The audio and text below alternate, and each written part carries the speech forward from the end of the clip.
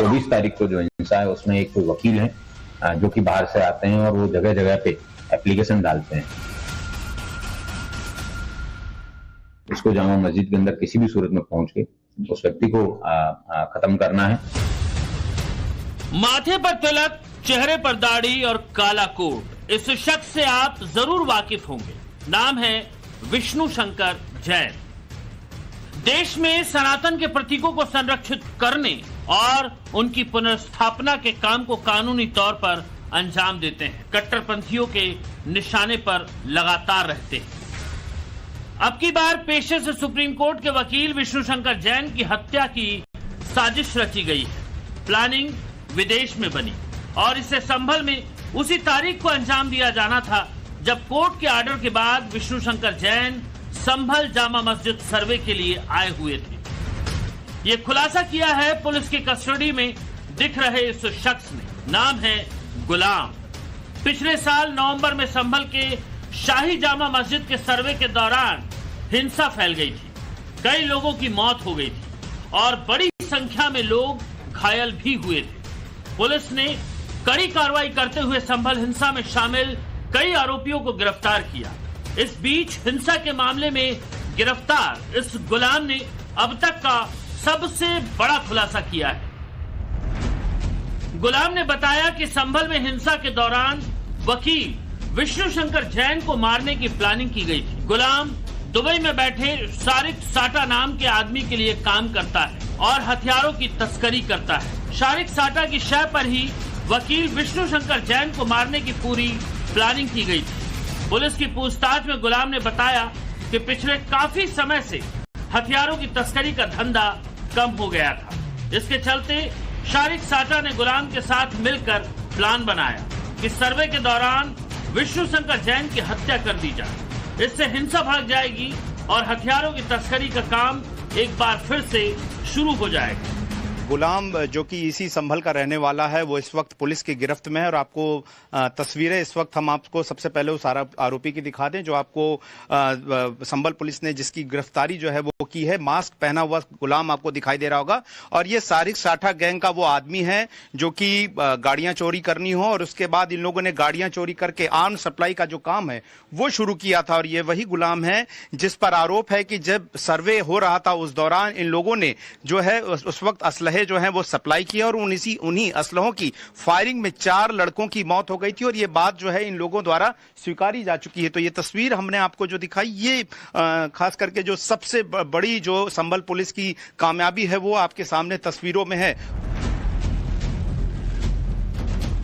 Arm supplier Shariq साटा का right hand कहे जाने वाले इस गुलाम के पास से पुलिस ने कई हथियार जब्त किए हैं। इसमें एक देसी pistol, 9mm magazine, 2 pistol, 32 bore magazine, विदेशी मार्क के 9mm के 5 जिंदा कारतूस, 315 बोर का एक जिंदा कारतूस, विदेशी मार्का का 12 बोर के 7 जिंदा कारतूस, .22 बोर और 30 बोर के एक कारतूस के साथ 2 मोबाइल जब्त किए गए हैं।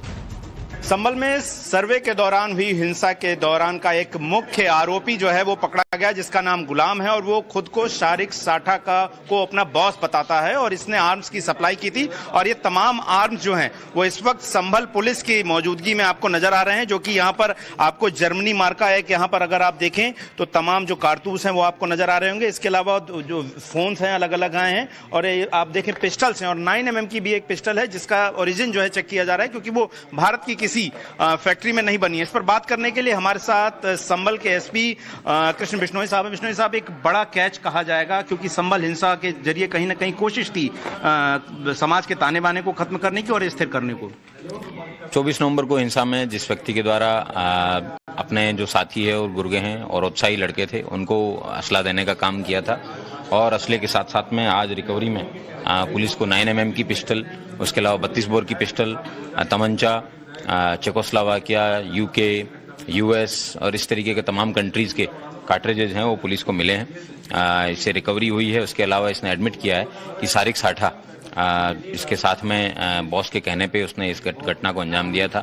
इनका मुख्य उद्देश्य जो घटना के लिए जो वकील आए थे उनको हताहत करने के बाद में ये किसी भी तरीके से सर्वे ना हो, इसके लिए ये इस घटना को कारित किया गया था।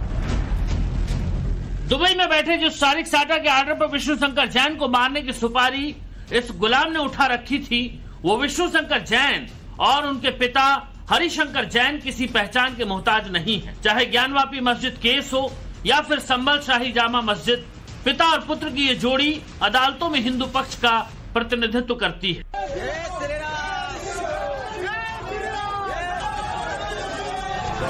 इन दोनों ने पूरे देश में मंदिर मस्जिद विवाद से जुड़े करीब 102 से ज्यादा केस लड़े। शाही जामा मस्जिद के सर्वे के दौरान पिछले साल 24 नवंबर की हिंसा से पहले 19 नवंबर को हिंदू पक्ष के वकील विष्णु शंकर जैन ने ही संभल की जिला अदालत में दावा किया था कि इस मस्जिद को पहले हरिहर मंदिर के नाम से जाना जाता था। 1529 में मुगल बादशाह बाबर ने इस मंदिर को तोड़ दिया था।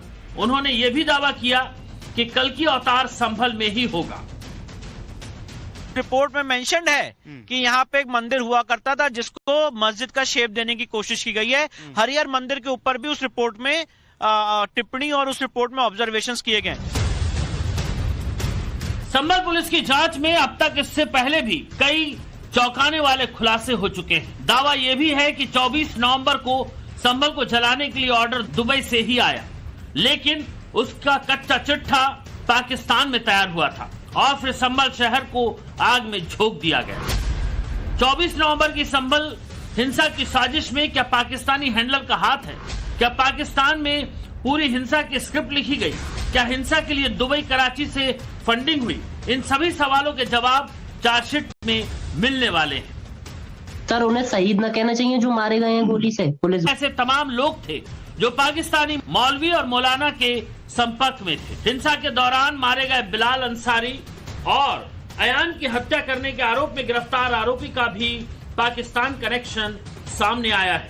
ये वही बिलाल और अयान है जिनकी मौत का जिक्र आकिल वीडियो कॉल पर कर रहा था। पहले ये आरोप लग रहे थे कि पुलिस की गोली से बिलाल और अयान की जान गई, लेकिन एसआईटी की जांच के बाद ये साफ हो चुका है इन दोनों की मौत पुलिस की गोली से नहीं बल्कि मुल्ला के पिस्टल से चली गोली से हुई। उस खुलासे के तार भी पाकिस्तान से जुड़ चुके हैं। इसी बीच खबर यह भी है कि संभल हिंसा से जुड़ी 1000 पन्नों की चार्जशीट रेडी है। इसमें एक बात का साफ साफ जिक्र है कि हिंसा अचानक नहीं भड़की बल्कि इसे भड़काया गया, और अब मामले में हिंदू पक्ष के वकील की हत्या की साजिश का एंगल सामने आने से एजेंसियों ने अपनी जांच का दायरा बढ़ा दिया है। संभल से गौरव श्रीवास्तव के साथ ब्यूरो रिपोर्ट, टाइम्स नाउ, नव भारत।